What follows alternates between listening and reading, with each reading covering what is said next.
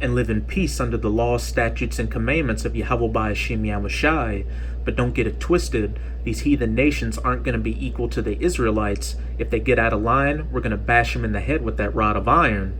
But as for you Edomites, after that first 1,000 years, you're going to be completely eradicated from the face of the earth. You're only going to be remembered as a nightmare that people finally woke up from. Verse 8, yeah, the fir trees rejoice at thee, and the cedars of Lebanon, saying, since thou art laid down, no feller is come up against us. This is Psalm 96, verse 10 through 12. Say among the heathen that Yahweh reigneth, which is what the true men of the Lord, chiefly through GMS or Great Millstone, are doing by going out there on the highways and byways preaching this word, as well as putting up video epistles such as this to let you heathens know who you truly are, as well as what your judgment is for all the wickedness you've committed. The world also shall be established, that it shall not be moved. He shall judge the people righteously. The Israelites are going to rule this world under the laws, statutes, and commandments of Yahweh Ba'ashim Yahushai, and these heathens are going to be okay with it because they're finally going to get to see what a healthy, natural life is. There's going to be clean air, clean water, clean food. The woman's going to be back in order, and the family structure is going to be back in order with the man at the head. These heathens aren't going to miss you Edomites for a second. Verse 11, let the heavens rejoice, and let the earth be glad. Let the sea roar, and the fullness thereof. Let the field be joyful, and all that is therein.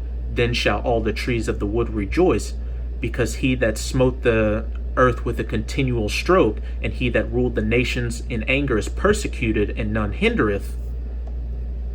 As we read back in that article on depleted uranium. Where is it at? Here it is.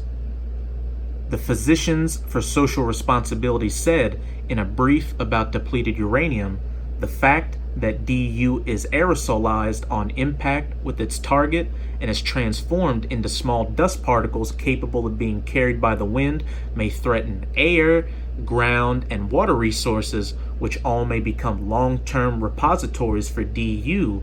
Long-term impact is especially important considering the 4.5 billion year half-life of DU.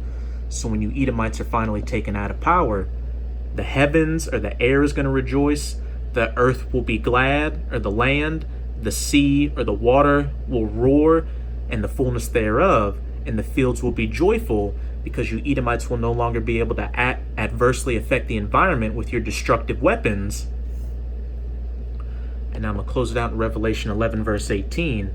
And the nations were angry, and thy wrath is come, and the time of the dead, that they should be judged, and that thou shouldest give reward unto thy servants the prophets, and to the saints, and them that fear thy name, small and great, when Yahushua returns to establish the kingdom, and shouldest destroy them which destroy the earth, the wicked whom the earth has been given into the hands of, the border of wickedness again in Malachi 1 and 4, you Edomites.